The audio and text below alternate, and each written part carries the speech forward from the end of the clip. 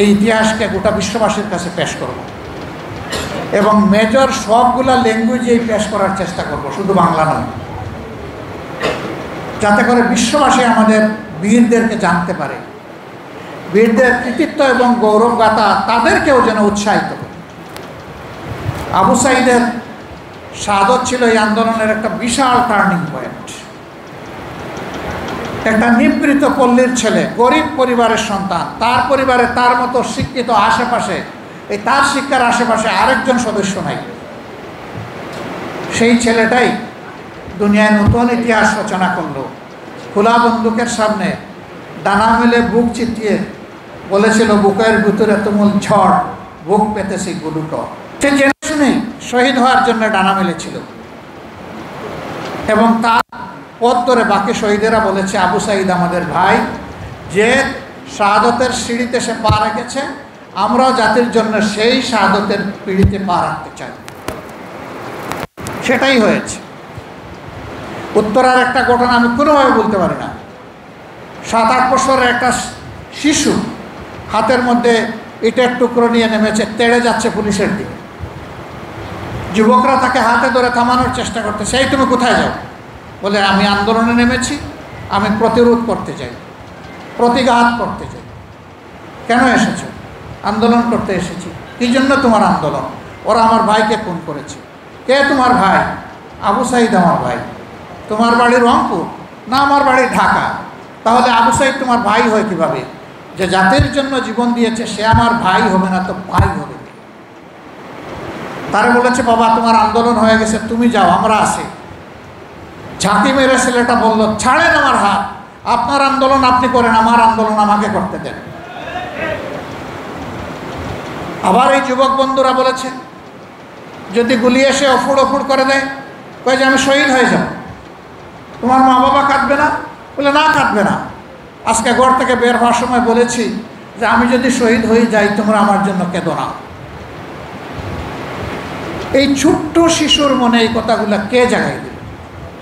এটা তো শুধু আমি দেখি নাই, কোটি কোটি মানুষ এটা দেখেছে। টেলিভিশনের পর্দায়, সামাজিক মিডিয়ায় এগুলো চলে এসেছে। সম্মানিত বন্ধুগণ, এটা প্রমাণ করে জাতি কতটা নির্যাতিত ছিল, মজলুম ছিল। সেই মজলুম জাতিকে যারা পথ দেখিয়ে গেল, তাদের প্রতি গভীর শ্রদ্ধা রেখে রাজনৈতিক দল এবং সকল অংশীজনের কাছে আমি কয়েকটা বিনীত অনুরোধ রাখতে চাই। তারা একটা বৈষম্যহীন বাংলাদেশ চেয়েছিল, দুর্নীতির দুঃশাসন মুক্ত বাংলাদেশ চেয়েছিল। তারা চলে গেছে, আমানত আমাদের ঘাড়ে।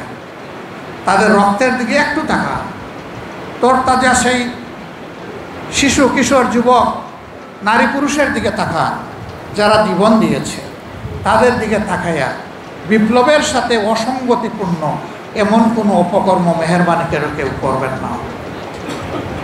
যদি করেন, শহীদদের আত্মা কষ্ট পাবে, তাদের রক্তের অপমান করা হবে। আর জীবিত শহীদ যারা পঙ্গু হয়ে আছে, তারা ভীষণ কষ্ট পাবে, তারা অভিশাপ দেবে, সারা মজলুম দেশবাসী অভিশাপ দেবে।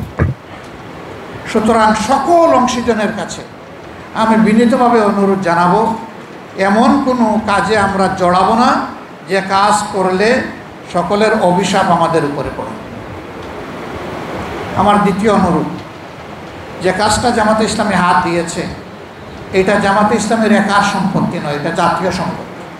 এটা একার দায়িত্ব নয়, সকলের দায়িত্ব, সরকারেরও দায়িত্ব, আরও যারা অংশীজন আছেন তাদেরও দায়িত্ব। আমরা এই কাজের কোনো ক্রেডিট আল্লাহর কসম নিতে চাই না। আমরা শুধু একটা নৈতিক দায়িত্ব পালনের চেষ্টা করেছি। আমাদের চাইতে আরও সুন্দর করে, আরও নিখুঁত করে এই কাজটি করার জন্য আরও সংস্থা, সংগঠন, অংশীজন এবং সরকার আগাইয়ে আসুক, তাদের কাছে আমাদের আবেদন। তাহলে আমাদের এই ভূমিকা নেওয়াটা সার্থক হবে। এবং সেই ক্ষেত্রে আমরা কথা দিচ্ছি, আমাদের পক্ষ থেকে সর্বাত্মক সহযোগিতা আমরা তাদেরকে করি। আজকে যারা বিভিন্ন জায়গা থেকে আমাদের সাথে অংশগ্রহণ করেছেন, তাদের সকলের প্রতি আমি আবারও কৃতজ্ঞতা জানাচ্ছি। আসুন, আমাদের শহীদদের স্বপ্ন বাস্তবায়নে একটি সৌম্য সৌন্দর্যের বাংলাদেশ, বৈষম্যহীন, দুর্নীতি, দুঃশাসন মুক্ত বাংলাদেশ, সর্বোপরি বলবো একটি মানবিক বাংলাদেশ গড়ার জন্য আমরা এগিয়ে যাই।